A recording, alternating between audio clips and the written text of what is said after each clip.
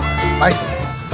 YouTubers, welcome back. It's Tyler here. And for you today, you're probably asking yourself, what in the world you got going on down there? Looks like some hillbilly science experiment. Well, it's not. This is an HPA air compressor, which is high pressure air.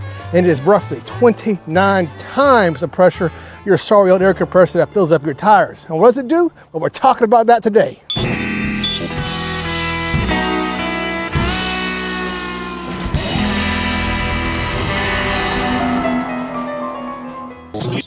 This compressor is actually pretty cool. It is actually an electric motor, and it's water cooled because it takes a lot of force and a lot of friction when that thing's moving to fill these bottles up to 4,300 PSI. It is rated at, 4,500, 300 bar. I only push it to 4,300 PSI. That's good enough to fill any of my equipment up to 4,300 PSI because most of my equipment runs off of 3,000 to 3,200 PSI. And look at this, right in here is where the piston goes. This is compressor oil.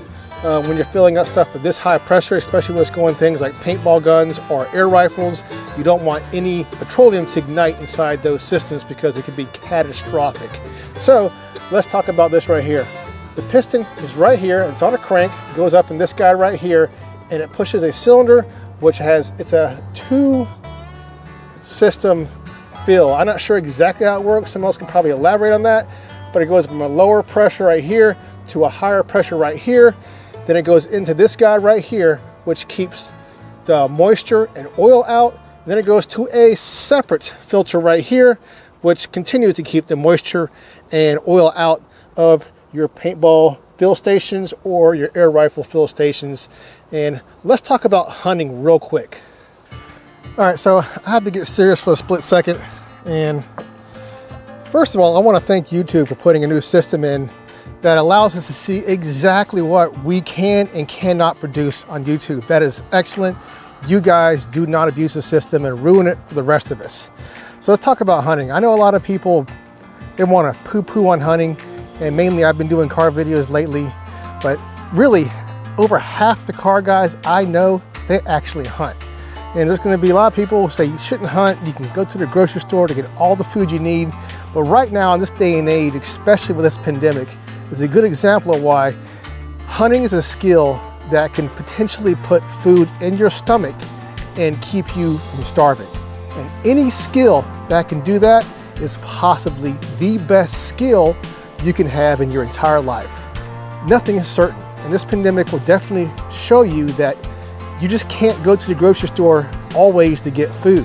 And there's some people during this pandemic who have lost their jobs and they can hunt, and that is one of the only ways that they can provide food for their family and put it on their plate.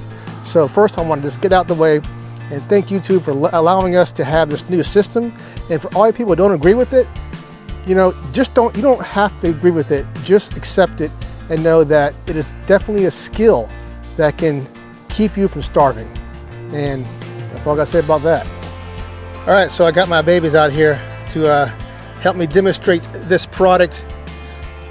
So the way this works is first you need to make sure that you have plenty of fluid pumping through this. So I have this on one plug right there. I'm gonna first plug up the pump and make sure it's moving fluid. All right, so first what I'm gonna do, we're gonna make sure that the cooling system is working. I'm going to plug the pump up, which is the water pump. It's just an aquarium pump. And we're going to pull this out. And you can see that it's pumping fluid around in a circle, just like a radiator. And of course, read your owner's manual because you have to have the proper fill of air compressor oil in here. You have to have the proper air compressor oil. I used the Mobile 1. And you also have to have the breather on the motor, because this is just like any motor. It is going to produce crankcase pressure, so you have to vent that pressure into the atmosphere. And up top here you have the temperature. The normal operating temperature according to the manual is 50 degrees Celsius to 7 degrees Celsius. So I would say keep it in between those guidelines, and I also don't run this very long. So you know everything's set up correctly. I have the proper filtration to get rid of the oil and water to where it goes into your fill bottles. We know we got the water going in the proper direction. It's going in here and out here. And before you start it, make sure that this guy right here is off, because you don't want any load on the motor when you're first starting it up. On this side of the compressor, where the gauge is, this is your relief valve for the bottles. You want to make sure before you turn it on that this is closed, else you will never build up pressure. So now we're going to start her up.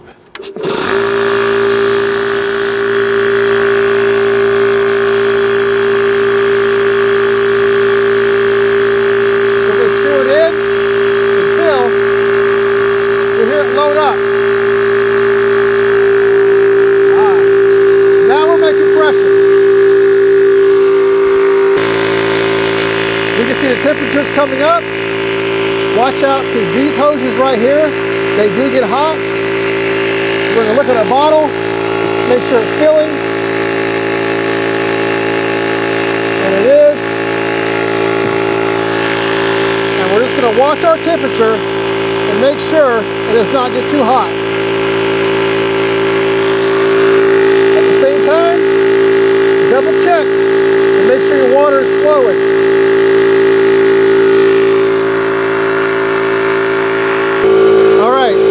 Going for about 5 minutes, and we're now at the operating temperature. We still are verifying that we got flow, which we do, and the pressure is now slightly past 3,000.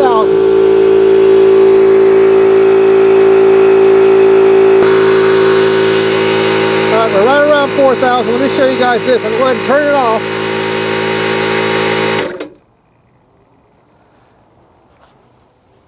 Let's see where we're at right here. You see that where it said 4,000? It says 4,000 right there, but on the bottle it says, let's see, let me get a focus on here, slightly over 4. You feel this bottle's nice and warm. I thought I heard a leak, so I sprayed some stuff on there, but I don't see it anymore. So let's go ahead and look at it. See, it says that it's more right there, but less right there. So when I shut it off, I let it cool down for a while. And if you notice, the temperature on this guy right here has since then gone down. The reason why is because when this guy's working and it's pumping that piston, it's creating a lot of friction, and the gases and everything in this section right here are going to be a lot higher than the gases down there in your bottle. So I'm gonna let this cool down for a while right here, and we're going to check the bottle pressure, and then we're gonna also check the pressure on this and see if they're more along in the lines of being equal in pressure. All right, so while that's cooling down, let's talk about what I use my HPA air for, and that is my air rifles. These are Air Force Condors. This guy right here is pretty much a stock Condor, except for it has a heavier hammer weight right here, and it's using a different top hat. But other than that, it's completely stock, and what it likes, it's a shame that I can't find these anymore because he stopped selling them, which is Rat Sniper 42 grain slugs. It shoots those out right around like 950 feet per second, and it's extremely accurate. It's not as accurate as, like, you know, someone would be shooting like, you know, a target match accurate, but for hunting small game like squirrels and things like that, these things work great. It'll drop a squirrel and it won't even move at around 50 yards. And my other one, which I don't really do much hunting with it because I don't really have anything to hunt with it, it's more of just a bench rest gun just for fun. I wanted to build it. It is a hot rodded Condor. It is still a 25 with an unchoked barrel, and I'm using a Doug Noble 257 valve, but I'm running a heavy hammer but a stock spring, and I'm using a bottle from PCP Tunes, and this is their buddy bottle, which I think is a 3600 PSI bottle, but I only use it at 3200 PSI, and it gives me three really consistent shots within 5 feet per second with this setup using these guys right here. These are Nelson Specialty Ammo, and these guys right here are 52 grain boat tail slugs, and it slings them out right around 1,000 and something feet per second, right in that subsonic range, which is what these guys like to be at with these air rifles. Anyways, I figured I'd just show you guys what I use that HPA air for. All right, so we've given both these guys adequate cooldown time. Let's check the bottle pressure.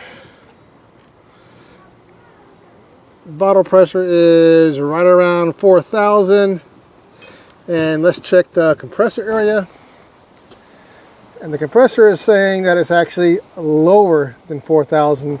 So that's definitely a good thing to do. Give it adequate cooldown time and before you unplug it and call it a day, because when the pressure in these bottles are hot, they're going to read higher than what they do when they're cooler. So you won't get a true feel unless you give it cooldown time. So I'm going to start this one more time.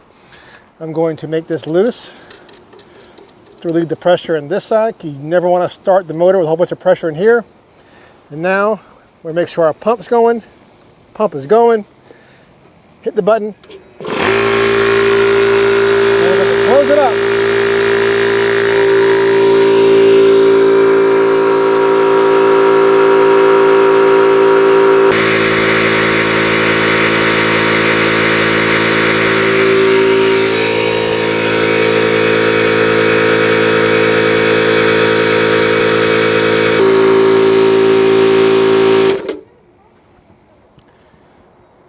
And I think we're good. What do you say, Ginger? Are we good? Yeah, she thinks we're good. She's ready for a squirrel. All right, so what I'm going to do, instead of relieving the pressure right here, I'm going to slowly let it come out right here. And look at all that. This is why, this one I got separately. This is about $100. It has no filter in there. It's more of a non-filter system, which relies on gravity pulling all the moisture and all the oil down in here. So I'm going to go ahead and slowly let it go open. You can see, look at all that stuff that is captured in that system.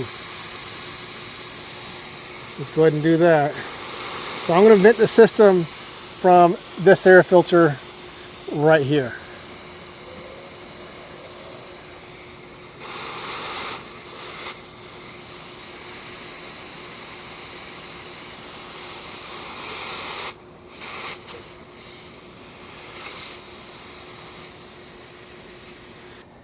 And just to double check, I'm going to undo this one too to make sure all the pressure in this entire system before the bottle has all been evacuated. And if it has been, this should be really super easy to just pull by fingers. There we go. And now we have a completely filled Ninja bottle. And remember, this system just doesn't work on air rifles. It works on paintball guns, anything that uses HPA air to propel something.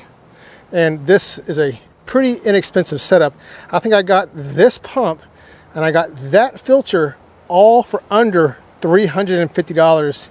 And for some that might sound like a lot of money, but for HPA air, that is extremely inexpensive. All right, so this is a Scott large cylinder. This is something you probably use going to the range so you can fill your air rifle multiple times to dial it in or just have fun with it. If you notice, this is an 04. Scott does have an extended fill cycle for these up to 30 years.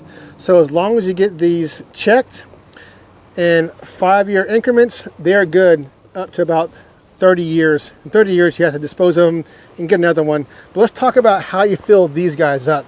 These are a little different. I got this guy right here, and it goes in between there and there. Now these are a little different because the other bottle, the pressure won't actually fill up until the pressure in the bottle and the system have equalized.